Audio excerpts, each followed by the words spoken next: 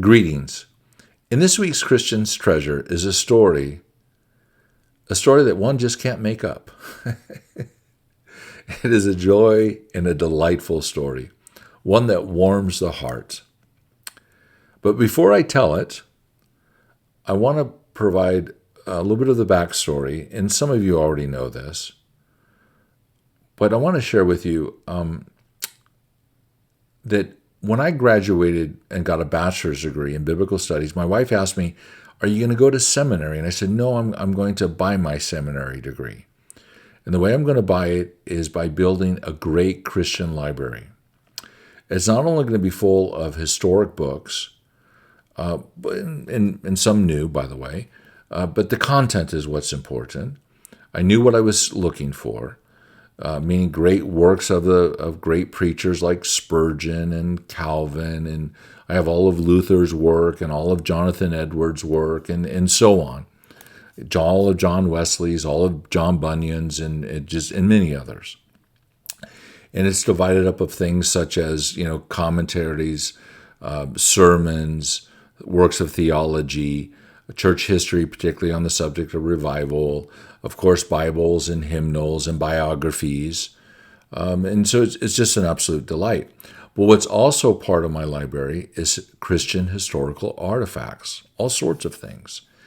And I'm not a church historian. That's to misunderstand me. What I am interested in is how God moves from one generation to another to advance his cause.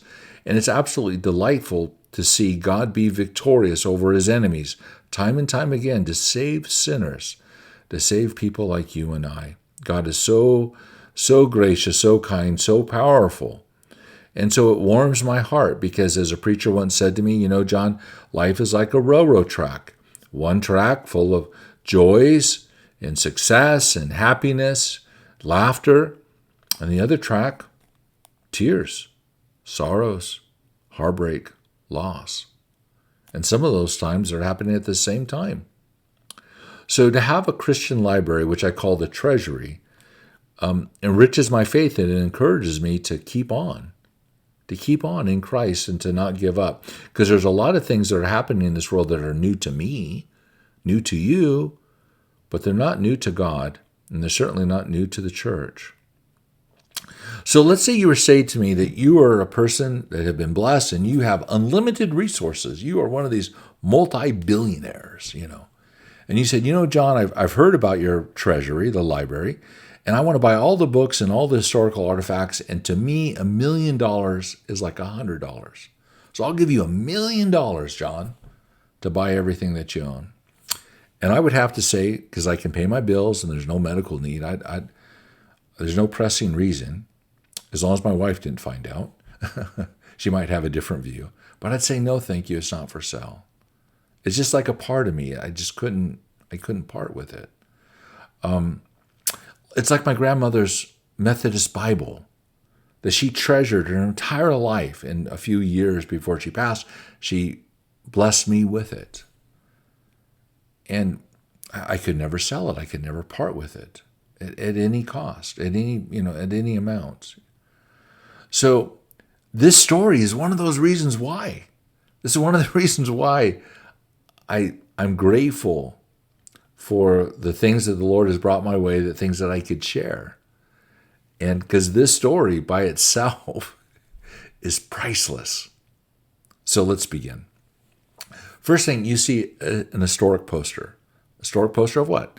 Of the famous Welsh Calvinistic Methodist preachers. Not all of them, but many of them. Of course, you see the four key figures in the middle, a Daniel Rollins, a William Williams, a Hal Harris, and such. And you see their colleges. But from the second row at the bottom, if you look over carefully and you count over 5 pictures from the second row from the bottom on the left-hand side, you'll see a man named Evan Phillips, Reverend Evan Phillips. Let's zoom in a little bit.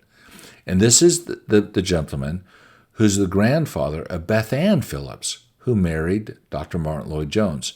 So while the doctor's family didn't have a rich Christian history, he married into a family that really just, I don't want to call it Christian royalty because that would put the wrong kind of emphasis on it, but a family that was been blessed by God from one generation after another. And when the great revival of 1904 was going on, remember, it was Evan Roberts who went to go see Reverend Evan Phillips saying, I think the Lord's ready to move. He's going to save a couple 100,000 souls here in Wells. And the theme of that revival was, if I remember correctly, was bend us, O Lord, bend us. I take that to understand as like shape us, form us, break our will, break our stubbornness, overcome our smugness, bend us, O Lord, And when that revival happened, Beth Ann's father sent her and Ian, and probably other children as well, to stay with Evan Phillips, the man you see here on the poster. Stay with him, because they could learn their ABCs at any time, but they may never be part of a revival. And so the father wanted his children to stay with their grandfather during this great spiritual awakening. Well, we go to the next picture. What do you see? Well, you see Evan Phillips there behind his pulpit. Look at his beard. Look how stoic he looks, how serious. Great preacher, great man of God, and just an absolute joy. And the Phillips family, just very full of successful preachers and medical doctors, and just like I said, a family that's just been blessed by God's grace. And their faithfulness to serve the Lord, men and women alike, was just incredibly well known. They were so faithful, and I really want to emphasize that. Faithful in all their tasks, So you can see, but very stoic, serious-minded, great preacher. So this story may shock you. So you see the next photo of his wife, Anne. And there's an interesting article next to them, and it's titled, Preacher's Runaway Marriage. And we'll zoom in now on this article. Preacher's Runaway Marriage. And this is what the article says. The Reverend Evan Phillips of Newcastle, Emlyn, one of the greatest Methodist divines of his day, as known as the 20-minute preacher, on the count of the brevity of his sermons. So again, how did this article start off? One of the greatest preachers of his day. For a man who had a reputation for gentleness, it is hard to believe that he took the bold step of eloping with his lady love. He fell in love with a young lady from Henlin, but her parents did not bestow their blessings on the match, as they considered the poor preacher was not worthy of the hand of their daughter. But love laughs at locksmiths and will find a way. One night the young preacher invaded the home of his lady love, and under cover of darkness bore her away on a swift steed. On the following day they tied the knot of Hemlin at Carden. It turned out a very happy marriage for Mrs. Phillips, proved a worthy helpmate for her husband.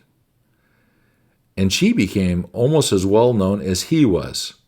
Such was the respect which she gained among the connexual community, referring to the Welsh Calvinistic Methodist denomination. After the runaway marriage, the Reverend Ian Phillips was taunted by a friend that he had stolen his wife. And no, indeed, he replied. It was she who stole me. She was sitting in the front of me on the horse's back. No.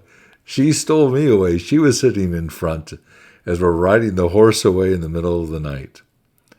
Now that is just really sweet.